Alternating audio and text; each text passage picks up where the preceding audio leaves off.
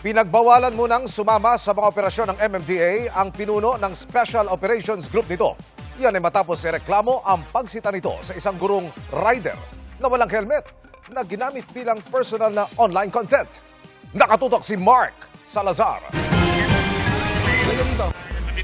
Ito yung viral video ni MMDA Special Operations Group Head Gabriel Go nang tikitan niya ang isang guro sa isang road clearing operation ng Martes.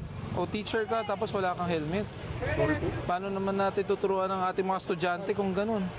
Sa isang punto, nag-request ang guro na kung maaari ay huwag nang i-post ni Go ang video.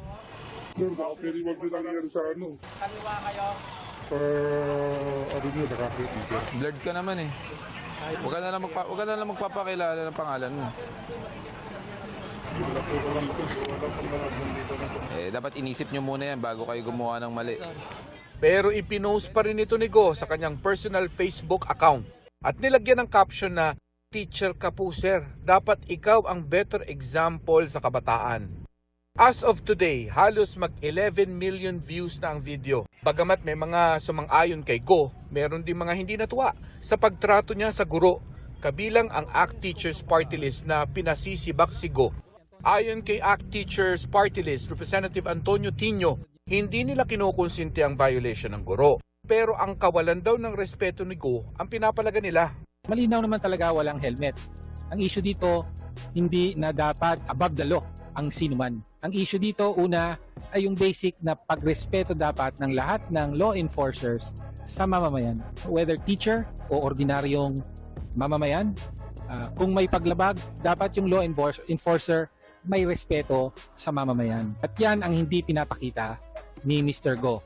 Nilabag daw ang right to privacy ng guro at nilabag din daw ni Go ang direktiba ng MMDA na sa official social media accounts lamang ng MMDA pwedeng i-upload ang mga video mula sa kanilang mga operations. Malinaw po na binablog ni Gabriel Go ang mga operasyon ng MMDA na direktang nilalahukan niya sa kanyang personal account. So ginagawa niyang content para sa sarili niyang interes, para sa sarili niyang kasikatan, at posibleng para sa sariling monetization.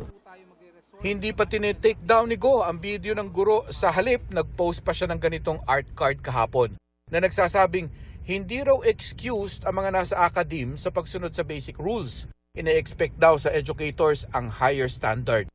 Ang post na ito naman ang pinalagan ng Teachers Dignity Coalition. Sa kanilang sulat sa MMDA, binatikos nila ang post ni Go na parang nilalahat na ang mga guro. Isa pang puna nila, bakit hindi naka-uniforme si Go kung manghuli? Sinusubukan pa rin namin makuha ang panig ni Gabriel Go tungkol dito. Sa pahayag naman ng MMDA kahapon, sinabi nitong iniimbestigahan na si Gabriel Go dahil na rin sa dami ng nagreklamo at pinull out daw muna nila si Go sa mga clearing operations. Ayon naman kay MMDA Chairman Romando Artes, pinagpapaliwanag na niya si Go sa pangyayari. Nilinaw niya rin na itutuloy ang violation ng guro dahil malinaw na mayroon nitong paglabag sa batas trapiko. Tungkol naman sa pagpo-post sa social media ng kanilang mga operasyon. For purposes of educating the public sa aming trabaho, sa tamang gawain sa pagsunod sa batas trapiko, nakakatulong po ito to educate. So, ang kailangan lamang siguro ay linawin namin yung panuntunan sa pagpo-post para hindi na po maulit yung ganito pong mga pangyayari. Mark Salazar, nakatutok 24 oras.